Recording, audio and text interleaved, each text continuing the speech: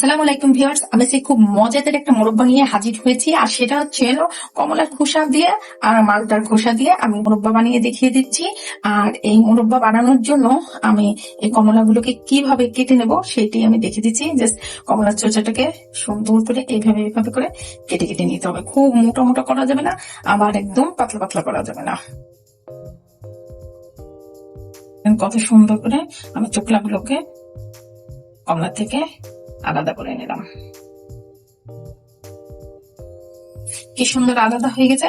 এখন জাস্ট এখান থেকে টান দিলেই এখানে আমার মোট 7 পিস চোচা বা খোসা চোকলা যেটাই বলি না কেন হয়ে গেছে। এভাবে করে আমি সবগুলো কমলা এবং মালটা থেকে আমি খোসাগুলো আলাদা করে নিচ্ছি। আমি মালটাটাকে সেম এখানে 8 খন্ড করেছি। আর দেখেন মালটাটা কিন্তু এইভাবে করলে পরে এই চোকলাটা কিন্তু অটোমেটিক উঠিয়ে যায়। এই দেখেন এভাবে করে আমি সবগুলো মালটা চোচারে খুব সুন্দর করে তুলে নিচ্ছি। দেখেন কত সুন্দর করে উঠে গিয়েছে। তো ভিউয়ার্স, আমি যে কমলাগুলো আর মালটাগুলো ছুলে এই যে পানির মধ্যে ভিজিয়ে রাখছি, এভাবে করে আমি নর্মাল ফ্রিজে 24 ঘন্টার জন্য ভিজিয়ে রাখবো। তো আমি 24 ঘন্টা পরে ফিরে আসছি। দেখেন মালটা কমলা চোষাগুলো কত সুন্দর ফুলে ফুলে গেছে। এখন আমি এর পানিটা ফেলে দিচ্ছি।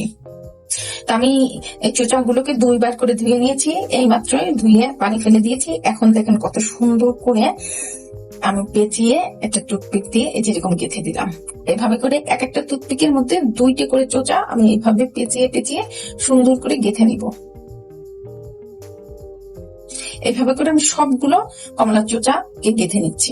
একে একে আমার সবগুলো চোচা কিন্তু দেখেন কত সুন্দর করে করে নিয়েছি। এখন আমি চুলায় চলে যাচ্ছি চোচাগুলো সিদ্ধ করার জন্য।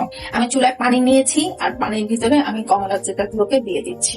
এইভাবে করে আমি কমলার চোচাটাকে 4 বার পানি চেঞ্জ করবো। 4 বার হচ্ছে না পানি ফুটাই নেবো। পিড়াই ফুটাবো 10 মিনিট করে, 4 বারই 10 মিনিট করে পানিটাকে ফুটিয়ে নেবো। দেখেন আমার পানিটা কতটা সুন্দর মানে কমে গিয়েছে এটি সিদ্ধ হতে হতে। এখন আমি এরকম করে আরো 3 বার সিদ্ধ করে পানিটাকে ফেলে দেবো। এখন আমি পানিটা ফেলে আবার নতুন করে পানি দিয়ে দিচ্ছি। আমি নতুন করে আবার পানি দিয়ে দিচ্ছি এর ভিতরে সিদ্ধ হওয়ার জন্য। এভাবে করে আমি আরো 10 মিনিট জাল করে নিব। তো আমি কিন্তু কমলার খোসাগুলোকে এভাবে ঢেকে দিয়েছিলাম। আপনারা কিন্তু যখন তৈরি করবেন মোরব্বাটা তখন কিন্তু ঢেকে দিবেন। আমার একবার কিন্তু ফেলে দিছি, আর একবারে যে আমি ফেলে দিয়ে আর বাকি 2 বার আমি দেখিয়ে দেবো না। এভাবে করে বারবার করে সিদ্ধ করে পানিটা ফেলে দিলে কি হবে, কমলার যে তিতাটা মূলত মানে কমলা খোসার মধ্যে থাকবে না, আর এই পানির সাহায্যে তিতাটা বের হয়ে যাবে। এই কারণেই হচ্ছিল এই 3-4 বার 5 বার করে সিদ্ধ করে নিতে হয়। আমার কমলা আর মালটার চোষাটা সুন্দর সিদ্ধ হয়ে গেছে। আর দেখেন কাঠির ভিতরে ভরা রয়েছে।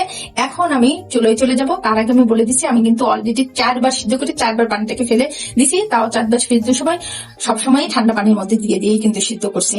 তো একটা আমার খোসা থেকে সরে যায়নি। আমি এখন চুলায় চলে যাচ্ছি। আমার যা যা লাগে আমি দেখিয়ে দিচ্ছি। আমি 1.5 কাপ পরিমাণে চিনি নিয়ে এসেছি। এখন আমি এর ভিতরে লেবুর রস দিয়ে দিচ্ছি 1 টেবিল চামচ। কমলার রস নিয়েছি 1.5টা পরিমাণে, মানে 1টার অর্ধেক কমলার রস নিয়েছি। 2 কাপ পরিমাণে পানিটাকে নিয়ে নিলাম। যেহেতু আমার চিনি এখানে 1.5 কাপের বেশি, তো সেক্ষেত্রে আমি 2 কাপ পরিমাণে পানি নিয়েছি। এই পর্যায়ে আমি জালটাকে জ্বালিয়ে দিয়েছি। এখন সুন্দর করে নাড়া দিয়ে আমি এখন এই চিনি শিরাটাকে ঢেকে দিচ্ছি। তো দেখেন আমার শিরাটা কিন্তু অলরেডি উতলিয়ে গিয়েছে। এখন আমি এর ভিতরে কমলার খোসাগুলোকে দিয়ে দিচ্ছি। এখন আমি কমলার খোসাগুলোকে সুন্দর করে ঢেকে নিচ্ছি। কিন্তু ঢাকার সময় একটু ফাঁকা করে ঢেকে নিতে হবে, নাহলে পরে কিন্তু উতলিয়ে বারবার করে গায়ে মেখে দেবে। এভাবে করে আমি প্রায় আধা ঘন্টা কমলা খোসাটাকে চিনি শিরার সাথে জাল করে নেবো। দেখেন কত সুন্দর উতল পাতল খাচ্ছে। এভাবে করে করে করে করে আমি প্রায় আধা ঘন্টা এভাবে জাল দিয়ে নেবো। খুব হাই স্পিডে জালটা রাখা লাগবে না, একদম নর্মাল তাপমাত্রায় জালটা রেখে দিতে হবে। দিয়ে এভাবে ফাঁকা করে একটু ঢেকে দিতে হবে। তো ভিউয়ার্স দেখেন মোরব্বাটা কতটা সুন্দর হয়ে গেছে। আর প্রায় এখন শেষের দিকে আমি একটু আপনাদের দেখিয়ে দিচ্ছি এর ঝোলটা কেমন অবস্থায় আছে। আমি শিরাটাকে একটা পিসি করে নিয়ে নিলাম। যদি শিরাটা একটু তার মতো ভাব হয় তাহলে মালটাটাকে নামিয়ে নেব। না আরো একটু হবে, আরো 2 থেকে 3 মিনিট জাল করে মালটার মোরব্বাটাকে নামিয়ে নিচ্ছি। এ পর্যায়ে কিন্তু খুব খেয়াল রাখতে হবে যে নিচেই লেগে না যায়। নিচে লেগে গেলে কিন্তু পুড়ে গেলে কিন্তু পুরাই মোরব্বাটা একদম মানে নষ্ট হয়ে যাবে। তো সেক্ষেত্রে বারবার সতর্কতা অবলম্বন করতে হবে এই লাস্ট টাইমে। তো আমি একদম কাছেই থাকবো, এখান থেকে সরা যাবে না কিন্তু। অলরেডি আমার মোরব্বাটা হয়ে গেছে। তার মানে হচ্ছে আমি যে লাস্টে যেটা নিয়েছি এটা এই যে একটা দড়ির মতো একটা ভাব দেখা যাচ্ছে, তার মানে মালটা মোরব্বাটা হয়ে গেছে। আমি এখন নামিয়ে নিয়ে নিচ্ছি। তো ভিউয়ার্স দেখেন আমার মালটার খোসার মোরব্বাটা তৈরি হয়ে গিয়েছে। এখন আমি এইভাবে করে একটা পাত্রে উঠিয়ে নিচ্ছি, আর এরই ভিতর থেকে আমি এই টুথপিক গুলোকে সরিয়ে নিচ্ছি। এভাবে করে আমি টুথপিক গুলো সরিয়ে দিচ্ছি, অনেকটা অটোমেটিকই একা থেকেই খুলে খুলে গিয়েছে। তো আপনারা যদি আমার চ্যানেলে নতুন হয়ে থাকেন, প্লিজ আমাকে একটা লাইক, কমেন্ট, শেয়ার করবেন, আর কমেন্টস করে জানিয়ে দেবেন আমার রেসিপিগুলো আপনাদের কাছে কেমন লাগে। ফেসবুক থেকে দেখে থাকলে অবশ্যই দিয়ে রাখবেন, আর ইউটিউব থেকে দেখে থাকলে অবশ্যই একটা সাবস্ক্রাইব করে পাশে থাকবেন। দেখেন কত সুন্দর লাগতেছে দেখতে, একদম এই কাঠিটা দেওয়ার কারণেই কিন্তু মালটার যে শেপটা ছিল, এই শেপটা কিন্তু খুবই দারুণ লাগছে দেখতে।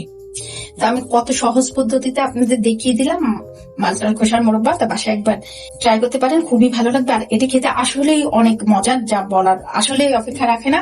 আর বাচ্চারা তো খুব বেশি পছন্দ করে। আমি ফার্স্ট টাইম বানিয়ে খেতে আমি নিজেই অবাক হয়ে গেছি যে আসলে মালটার খোসা শুধু শুনেছি আর দেখেছি, কিন্তু যে আসলেই যে এত দারুণ মোরব্বা হয় সেটা আমি কখনোই ভাবতে পারিনি। তো এই পর্যন্ত সবাই ভালো থাকবেন, সুস্থ থাকবেন, নতুন নতুন কোনো রেসিপি নিয়ে আবার সামনে হাজির হবো। আল্লাহ হাফেজ।